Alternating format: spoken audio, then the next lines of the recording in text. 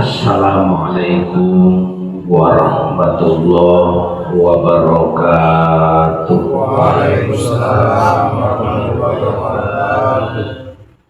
Alhamdulillahilladzi ja'alana wa jama'ana fi hadhil lailah. Allahumma fasholli wa sallim wa barik ala sayyidina Muhammad ibn Abdillah wa ala alihi wa ashabihi wa man tabi'ahu wa mawala. Qala Allahu ta'ala fil Qur'anil Karim, a'udzu billahi minasy syaithanir rajim. Falamma balago ma'ahu sa'ya qala ya bunayya inni ara fil manami anni adbahuka fanzur madza tara. Qala ya abati fa'al ma tu'maru satajiduni insyaallahu minas sabirin. Wa qala Rasulullah sallallahu alaihi wasallam man wajada sa'atan falam yudhi falyamut insya'a yahudiyan wa insya'a nasraniyan. Hadratal mukarramin, hadiri jamaah taklim musholah al-muslimin, Ketua Musholah Akhinal Kiram Bapak Ustadz Mustafa beserta jajaran, Muratibil acara Bapak Ustadz Selamat, begitu juga pengurus wilayah Bapak RT dan para kesepuhan, para bapak, para santri yang hadir walaupun di tengah-tengah gemercik hujan, namun tidak menyulitkan langkah kita. Mudah-mudahan inilah sebab turunnya rahmat dan maghfirah Allah Subhanahu wa ta'ala. Amin. Alhamdulillah, kembali kita panjatkan puji syukur kehadirat Allah. Sholawat teriring salam tercurah terlimpah keharibaan junjungan kita Kangjeng Nabi Muhammad kepada keluarganya, sahabatnya, pengikutnya. Kita semua umat yang amat sangat merindukan, mengharapkan, menantikan syafaat kelak di yaumal jaza. Amin ya Allah ya Rabbal alamin. Hadirin jamaah yang dirahmati Allah, tidak terasa waktu yang terus berlalu membawa kita di bulan Dzulhijjah, karena sebentar lagi, tepatnya hari Rabu, akan menjelang datangnya hari raya Idul Adha. Mudah-mudahan Allah sampaikan umur kita dalam keadaan sehat walafiat. Hadirin jamaah rahimakumullah, kembali kita melanjutkan kajian materi tasawuf Nasha'ihul Ibad karya Syekh Ibnu Hajar Al-Asqalani, yaitu di halaman 213 makalah ke-10. kurang rame ya usil. Biasanya disebutin nama dia komplit. Baik, kita buka halaman 213 ya, yaitu di makalah ke-9. Bismillahirrahmanirrahim. Bismillahirrahmanirrahim. Allahumma aftah alaina bihikmatika wansur alaina rahmataka ya dal jalali wal ikram. Allahumma aftah lana bi futuhil arifin. Qala Badru Jamharin. Qala Badru Jamharin. 210. Oh, iya. Anil Hasanil Basri. Anil Hasanil Basri. Rahimahullahu. Laulal abda. La khosafatil ardu. Wa ma fiha. Laula solihuna. La halaka tolihuna. Walaulal ulama'u walaulal ulama lasoron nasu lasoron nasu kulluhum kal bahaimi al-bahaimi walaula sultanu walaula sultan la ahlaka ba'duhum ba'duhum ba'dun ba'dun walaulal hamqa walaulal hamqa la kharibatu dunya la kharibat dunya walaular rihu walaulal rihu la antanna la antana kullu syai'in. kullu syai'in. Hadirin jamaah rahimakumullah, makalah yang ke-10 disampaikan oleh Al-Imam Hasan Basri. Baik hadirin jamaah rahimakumullah, di mana Hasan Al-Basri mengatakan laula abdalun la khosafatil ardu wa ma fiha. Apabila tidak ada wali abdal, tentu dunia dan isinya akan tenggelam. Makanya banyak penghuninya tenggelam saat ini, tenggelam dalam kesibukan urusan dunia. Nanti bakal ditenggelamkan benar. Kalau sekarang pikiran manusia yang tenggelam, sehingga jauh daripada memikirkan kehidupan akhirat. Tapi yang sibuk siapa? Wali abdal. Nanti akan dibahas wali abdal. Artinya seperti begini, ada orang yang peduli dengan menjaga setengah mati, ngabilin sampah. Tapi ada orang yang buang sampah sembarangan. Tuh, nggak pernah berpikir bagaimana kalau terjadi banjir, musibah, dan bagaimana orang yang capek mempertahankan dari kebersihan seperti ini. Maka biasa aja seolah-olah tidak ada beban, tidak ada dosa, tidak ada kesalahan. Buang sampah plung gitu kan. Gitu. Nanti kalau sudah berakibat baru merasakan sebab daripada akibat. Begitu juga kalau tidak ada wali abdal, maka alam dunia dan seisinya tenggelam. Tapi kenapa saat ini yang tenggelam apanya? Pemikiran manusia, kesibukan manusia, terlenaknya manusia, tenggelam dalam kemewahan urusan dunia. Meskipun nggak pernah mewah, walaupun nggak pernah kaya, walaupun nggak pernah sukses, tapi tetap betah orang dalam dunia. Saking betahnya, tidak siap siapapun ditanya untuk pulang ke akhirat, termasuk Mas Slamet. Mas Giro ditanya, siap berangkat?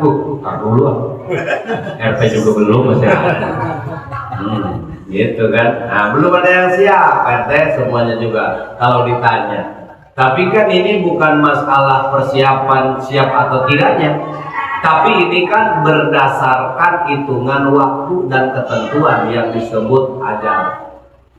Wa ma kana li nafsin an tamuta illa bi idnillahi kitaban muajjala. Tidak ada satu jiwa yang mati melainkan karena ajal yang sudah ditentukan. Jangan menyalahkan penyakit. Penyakit mah hanya sebab. Apalagi menyalahkan dengan sesama keluarga. Kemarin banyak terjadi ribut gara-gara orang tua meninggal, saling menyalahkan. Lu sih ada di rumah juga, bukannya dibawa ke rumah sakit, kan? Apakah pengaruh? Tidak. Ya buktinya dulu orang-orang mencari pengobatan yang luar biasa sampai Singapura, tapi tetap innalillahi di sana, ya kan?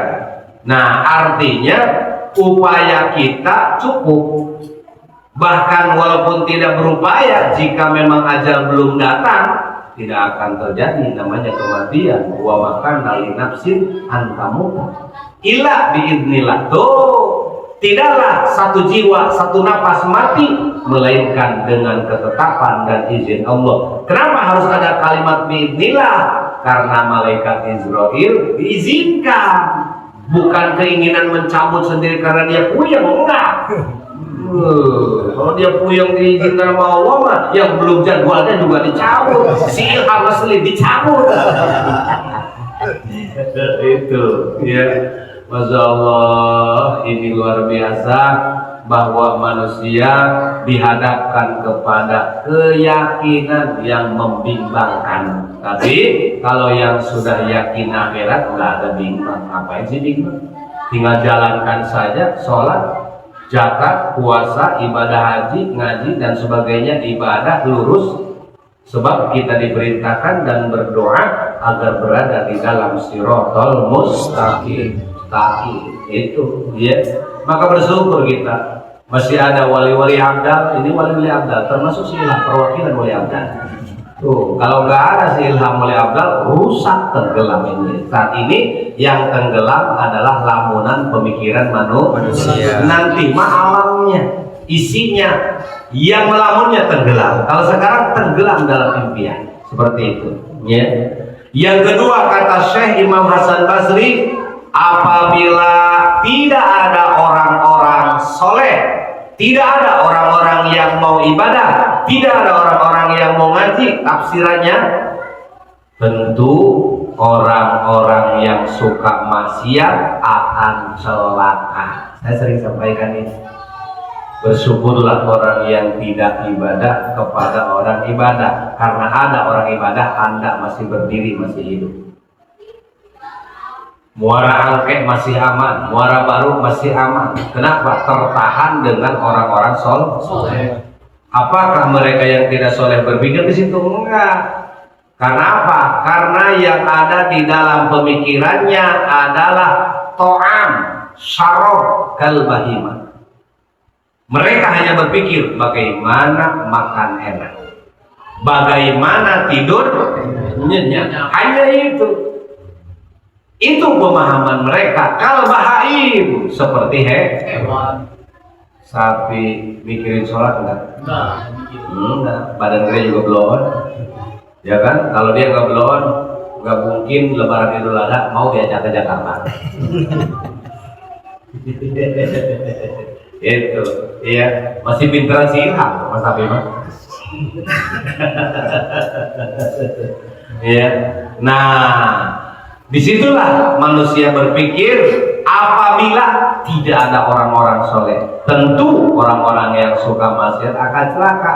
Tapi orang yang tukang maksiat sampai hari ini masih hidup, masih bebas, masih selamat. Alhamdulillah, bersyukurlah. Ya, tapi apakah ada pemahaman ke situ? Boro-boro. Ya, semuanya tidak sampai. Mungkin karena kabel-kabelnya belum tersambung ini wifi-nya ke sana. Salurannya belum masuk. Belum masuk. Nah, makanya harus ada nomor kodenya yang dirahasiakan. Ya. Yang ketiga, apabila tidak ada ulama, tentu semua manusia akan seperti binatang. Kenapa bisa begitu? Logikanya mengantarkan pemahaman kita. Apakah ada orang soleh tanpa belajar? Tidak ada. Apakah ada orang langsung pinter tanpa belajar? Tidak ada. Maka ini semua orang memahami tentang agama, bisa sholat, bisa wudhu, bisa pemahaman hukum, itu adalah karena nasihat dan pelajaran dari ulama. Kalau nggak ada ulama benar, maka manusia seperti hewan, tidak tahu wudhu, tidak tahu sholat, tidak tahu aurat, tidak tahu akhlak, tidak tahu haram, tidak tahu halal. Hanya hewan seperti inilah yang tidak mengenal syariat. Hewan tahu nggak kalau dia makan padi orang dosa? Nggak tahu. Yang dosa pengembalanya apa hewannya? Yang dipukul hewannya apa sih ilhamnya? Ilhamnya. Ilhamnya, karena dia pembalanya. Tangkap loh. Saya sama ramai di urusan tadi. Ayo adem tadi. Dia omong gejol. cek ning moal tidak mau hadir. Ngariu memang KTI.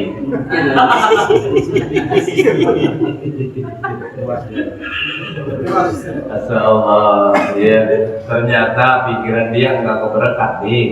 Kesini hujan juga dia jalan muncul aja gitu. Padahal kan tadi kenapa nggak naik motor sama bini lu nih? Banyak ya. Punya yang baru. Ya Allah, inilah manusia bersyukur banget ada ulama, apalagi ulama-ulama soleh, ulama-ulama yang betul-betul mengajarkan ilmu tanpa pamrih. Pesantren-pesantren dulu ulama salaf tidak pernah mengenal urusan ekonomi. Enggak ada. Sekarang aja pada bikin proposal. Dulu mah ulama itu rezeki sendiri, nggak mau dia bantu pemerintah, nggak mau. Katanya kalau saya dari bantu pemerintah, ntar ini bangunan kena rayap ambruk. Benar. Sekarang buru-buru ustaz-ustaz dagang proposal mengatasnamakan pondok pesantren segala macam, orang mau percaya aja. Coba konok. Ataunya mau beli NMAX Pak. Gitu ya. Nah itu mah urusan dia bohong atau jujurnya hanya Allah yang tahu. Tapi yang pasti hasilnya tidak ada. Tapi lihat orang-orang yang dulu nggak pernah ngerepotin. Kita tahu lah Pak RT, ulama-ulama dulu membangun pondok dengan keringatnya. Adapun masyarakat mau nyumbang silahkan, mau enggak juga silahkan, nggak ada masalah. Terus datang santri minta DP nggak? Nggak ada. Kalau mau masuk ke sini 12,5. Ada nggak? Nggak ada. Ada bulanan nggak? Nggak ada. Yang penting bawa minyak tanah kalau mau terang. Kalau mau terang ente bawa minyak tanah zaman dulu. Ya kalau mau gelap-gelapan nggak usah bawa minyak tanah. Karena dulu mah kan lampu cempor masing-masing. Zaman saya itu ngomong, saya bisa nyoret, bisa baca kitab, itu hasil daripada cahaya lampu minyak tanah. Bukan dari cahaya listrik. Usul listrik mah udah kesebinya. Dulu Masya Allah setiap ngaji santri malam pada bawa lampu, bawa kitab, bawa lampu. Ya. Aduh, giliran masa musim hujan, kayu bakar nggak ada, ngeliwet beak minyak tanah. Jangankan kayu bakar, bilik-bilik dinding buat masak dapur umum, beak pakai ngeliwet PRT. Bahkan nggak hanya di situ, santri Pak. Kalau nggak ada kayu, nggak ada apa-apa, sendal jepit dibeleng beak. Ya Allah, eta asap bae liwat ku sendal jepit. Zaman dulu, Masya Allah, ya. Maka ulama berkarya tanpa pamrih, maka menghasilkan daripada ulama-ulama generasi berikutnya. Apa sebabnya? Karena adanya ketulusan. Kan tulus mah langsung dibayar kontan. Nabi Ibrahim tulus berkorban. Apakah jadi korban Ismailnya? Tidak, diganti oleh Allah dengan seekor domba. Ayo medom dia ibas kemas. Aduh, Allah, kayak biomong dong. Tuh, kalengitan ya. Selanjutnya, apabila tidak ada raja, penguasa, pemimpin, tentu sebagian manusia akan membinasakan sebagian yang lain kalau tidak ada pemerintah. Makanya kadang-kadang nggak pernah juga berpikir ke situ. Dianggapnya pemerintah salah aja salah. Mere MBG salah, tuh mere MBG salah, serba salah. Udahlah, pakai OSIS aja besok semuanya. Iya. Seandainya nggak ada hukum di negara kita, ada hukum aja banyak dilanggar. Coba kalau misalnya nggak ada hukum kayak dulu, hukum riba, yang pinter-pinter, yang bodoh-bodoh, yang kuat-kuat, yang lemah, tidak ada keadilan. Artinya apa? Kita berobat aja berobat, penyakit tetap ada. Apalagi tidak pernah berobat. Tuh. Jadi benar, sangat benar. Ya, jika tidak ada pemimpin, tidak ada raja, tidak ada pemerintah, tentu sebagian manusia akan saling membinasakan dengan yang lainnya. Jelas tidak ada hukum, tidak ada yang menerai. Misalnya ini perang, nggak ada yang tanggung jawab karena tidak ada pemimpin. Sekarang ada pemimpin, tuh minimal agak mikir lah. Ada polisi ditangkap. Misalnya orang tawuran, ada polisi. Coba kalau misalnya nggak ada pemimpin, bodoh amat. Benar, bisa saling bunuh, saling tawuran, saling ribut, sewenang-wenang dan sebagainya. Maka yang kuat, yang berani, yang gagah, yang lemah jadi mangsanya. Nah, makanya dengan adanya pemerintah juga dari sisi baiknya ada, positifnya ada. Enggak semuanya negatif, enggak semuanya buruk, juga tidak semuanya baik. Cuman mata hati manusia hanya melihat dari keburukan. Seperti kiai, ustadz, ulama yang dilihat kan keburukan. Kebaikan enggak pernah diungkit-ungkit. Nggak pernah ngomong kebaikan. Di mana nanti jadi cabul diomong itu. Akhirnya yang lain juga kena. Padahal kan yang berbuat si Ilham. Kenapa yang kena si Paki apa si Doni? Kenapa mereka kena? Karena teman dekatnya dan profesinya sama. Gitu. Iya. Nah begitu juga sama yang mungkin onar pondok anu kiai anu yang rusak semua karena aing ke bawah.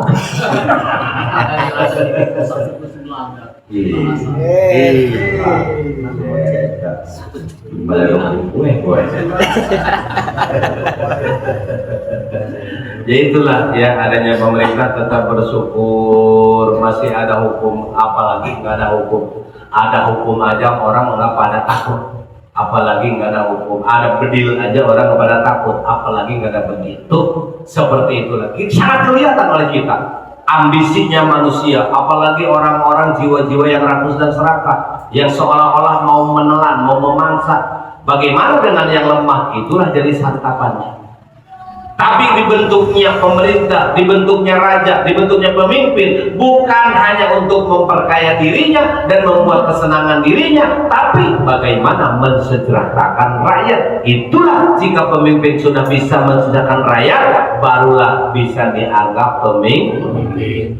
Bisa jadi ke surga karena kepemimpinannya, bisa jadi ke neraka juga karena kepemimpinannya. Tuh makanya kulukum rohin wa kulukum mas'ulun an rohiyatihi. Setiap dia pemimpin bakal dimintai pertanggungjawaban. Masya Allah. Selanjutnya kata Syekh Imam Hasan Basri, apabila tidak ada orang-orang yang rusak akalnya, tentu dunia ini akan sepi. Masya Allah. Apabila tidak ada orang-orang yang rusak akalnya, tentu dunia ini akan sepi. Ibarat sonetron nggak rame, tidak ada penjahat, tidak ada penjahat. Film kalau nggak ada penjahat sama jagoan rame nggak? Enggak. Si Ilham doang yang main masih pagi. Ya tuh. Jadi bagaimana? Oh, ternyata ramenya di dunia ini lantaran tadi adanya sesuatu yang merusak akal. Orang tidak akan mungkin ramai tidak ada sesuatu kesalahan, karena kesalahan inilah yang menjadikan ramai. Tuh. Sehingga rusaknya akal manusia. Tidak ada lagi bahasa takut, bahasa malu hilang, takut juga hilang. Urat malu dan urat takutnya sudah putus kalau akalnya keluar. Misalnya orang gila nih, Ilham, lu nasihatin orang gila, lu ancam.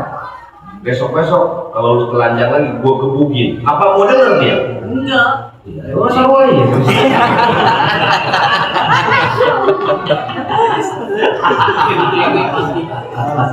Aduh, Masya Allah. Percuma enggak? Percuma. Iya. Terus gimana lu jawabnya? Udahlah, biarin aja lah. Oke. Siapa dia gitu. Ini mamang lu ketawa mulu.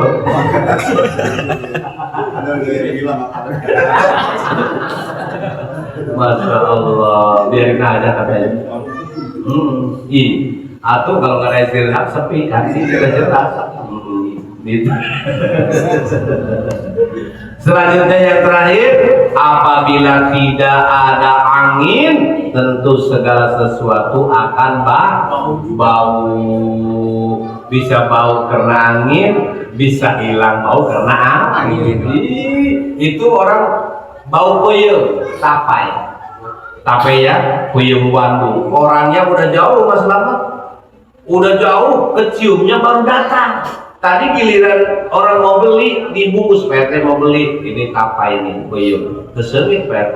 Kunang nges lewatkan itu, wanginya baru datang belakang. Semua angin yang membawa rasa ciuman tadi, bau bangke tertiup angin, hilangnya bau juga karena tertiup angin. Bayangkan kalau seandainya tidak ada angin, maka ini sesuatu akan menjadi bau. Bukan cuma bau, mati manusia gak ada angin juga lantaran bernapas melalui udara. Dalam ilmu IPA dibahas itu tentang udara. Masya Allah ya. Nah inilah hadirin jamaah rahimakumullah, bahwa di bawah ada keterangan wali abdal ialah wali yang suka berganti-ganti, karena bila mana ada yang meninggal salah satu, jika wali itu mati maka diganti lagi dengan wali yang baru. Nah nanti diriwayatkan bahwa Nabi Shallallahu Alaihi Wasallam bersabda, Al-abdalu arba'una rajulan. Nah ini nih, Bosmed dulu pernah nanya tentang wali abdal. Nah ini pembahasannya ya. Kata Nabi, al-abdalu arba'una rajulan isnani wa isruna bisyami wa samaniyata asyara bil iraqi. Ada nggak Indonesia di sini? Ulama mata minhum wahidun badalullahu makanahu faida ja'al amru hubidu kulluhum qa'ida dzalika taqumus sa'atu. Wali abdal itu ada 40 orang PRT, tapi nggak ada yang perempuan. Yang namanya wali pasti laki-laki. Lihat grup band, ada perempuannya nggak ada. Wali band laki-laki semua tuh wali. Terus wali Songo ada perempuan nggak ada tuh, semuanya laki-laki. 22 orang ya, jumlah yang 22 orang itu berada di negara Suriah, Iran tuh, di negara Iran tuh 22. Nanti kalau ada yang mati ganti lagi, pokoknya catatan 22 itu ya. Dan 18 orang lagi ada di Irak, yaitu Baghdad. Masya Allah. Apabila salah seorang di antara mereka mati, maka Allah memberi penggantinya, tapi tidak dengan cara pemilu. Nggak ada pemilu, bisa ada pemilihan wali dari Golkar maju. Pemilihan wali abdal diusungkan oleh PDI, enggak. Silham Demokrat. Nah, maksudnya ini mah dengan sendirinya secara otomatis.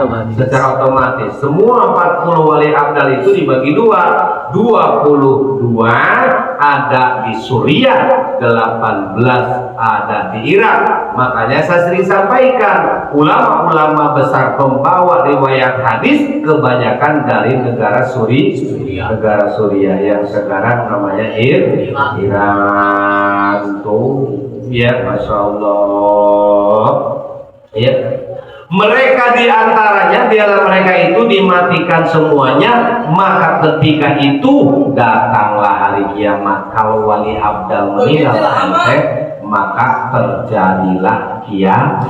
Selama masih ada wali-wali abdal, maka masih jauh daripada kiamat. Secara otomatis diganti. Misalnya dari 40 di Suriah ada yang meninggal, Allah memasukkannya langsung. Cuma ini mah secara hukum syariat, bukan secara yang diketahui oleh kebanyakan manusia. Seperti itu ya. Ini hadis riwayat Imam Hakim. hakim ya, karena sudah nyampe makalah ke-11. Insya Allah kita akan lanjutkan kembali pada malam-malam taklim berikutnya.